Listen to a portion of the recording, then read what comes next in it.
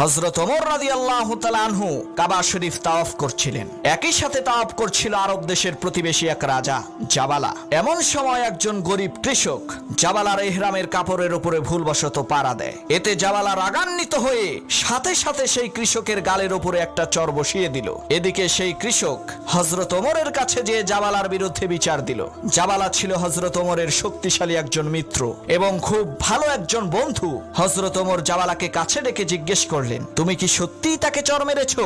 জাবালা বলল, আমি তো এই বেয়াদবটাকে মেরেই ফেলতে চেয়েছিলাম। শুধুমাত্র এই কাবা শরীফের সম্মানে আমার রাগকে কন্ট্রোল করে তাকে একটা চর দিয়েছি। হযরত ওমর বলল, শোনো জাবালা, এই কৃষক ইচ্ছা করে তোমার ইহরামের কাপড়ে পাড়া দেয়নি, এটা ভুলবশত হয়ে গেছে। এটা শুধুমাত্র একটা দুর্ঘটনা। এখন এই কৃষক যদি তোমাকে ক্ষমা না করে তাহলে ইসলামের বিধান অনুযায়ী এই কৃষকের হাতে তোমারও পাল্টা একটা চর খেতে হবে। জাবালা বলল, ওমর, তোমার কি মাথা ঠিক আছে?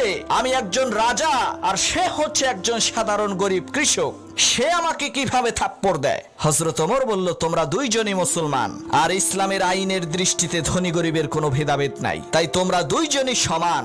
জাবালা বলল, যে ধর্মে রাজা এবং ফকিরকে একই দৃষ্টিতে দেখা হয় আমি সেই ধর্মের আনুগত্য করতে পারি না। ওই গরিব চাষা যদি আমাকে থাপ্পড় দেয় তাহলে আমি ইসলাম ধর্ম ত্যাগ করব। হযরত ওমর বললেন, আচ্ছা তাই নাকি বেটা, তোমার মতো হাজারো জাবালা যদি ইসলাম ত্যাগ করে চলে যায় তবে সেই ভয়ে ইসলামের একটা ক্ষুদ্রতম বিধানও লঙ্ঘিত হতে পারে না। তোমাকে এই শাস্তি পেতেই হবে। আর ভালো করেই শুনে রাখো, ইসলাম কাউকে জোর করে মুসলমান বানায় না, তোমাকেও বানায়নি। ইসলাম ত্যাগ করে মুরতাদ হওয়ার শাস্তি হচ্ছে মৃত্যুদণ্ড।